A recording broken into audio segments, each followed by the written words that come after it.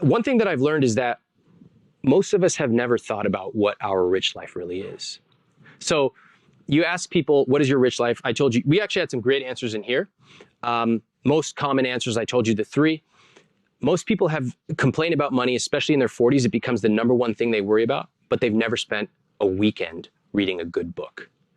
Most people talk about certain things about money. Oh, I wish I could have this, but they've never actually sat down and said, what is my rich life? Down to the level of, I want to be able to buy appetizers without looking at the price. If we did that, imagine how our spending would change. Imagine how our psychology around money would change. Now, this is important. I've learned this is increasingly important because in the first edition of the book, I had all this, technical stuff about Roth IRAs and compound interest and all that. It's in there. It's updated. It's all there. How do you automate your money and what credit cards can you squeeze the perks out of? Yes, use it. What I realized is that if we don't tackle our money psychology, no compound interest chart is going to change anything. And from talking to people for a long time, one thing I learned about the way we treat money is it's almost like imagine you get on a raft and you're floating down this river. It's a nice day.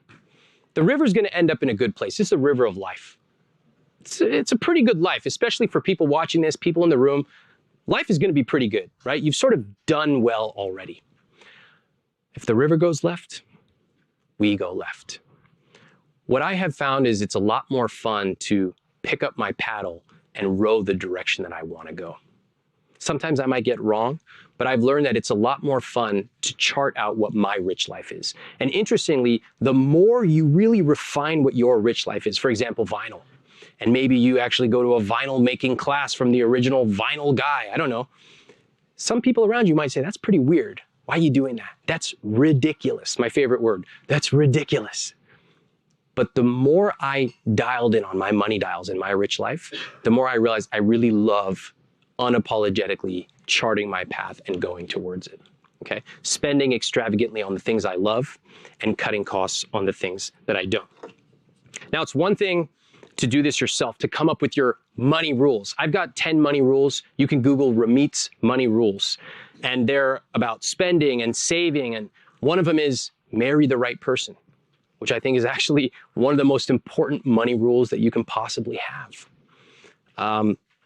It's one thing to come up with your own money rules. It's another when you bring somebody else into this conversation. How many people here are in a relationship or have been in a relationship where money was a topic of discussion?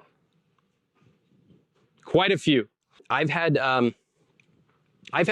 magical experiences and I've had challenging experiences. And I'd like to tell you a little bit about both. My wife is here in the room. I remember when we were engaged and we went out to dinner with two couples who were a little older than us. And they asked us where we were planning to go for a honeymoon. And we were excited. We were planning to go on a safari, 8 or 10 days. And we told them, we've never been and we can't wait. They were excited. Oh my God, that's going to be amazing. And then one of them mentioned, yeah, when we went on our honeymoon, we took 6 months off and we traveled the world. Like, what? And then the next couple who are, again, they're a little older than us, but we thought, they're not that much older. They said, oh yeah, when we took our honeymoon, we went for a year. It was life-changing. And we walked out of that restaurant, we were looking at each other like, did you hear that? Who are these people? It would have been easy for us to say, that's ridiculous.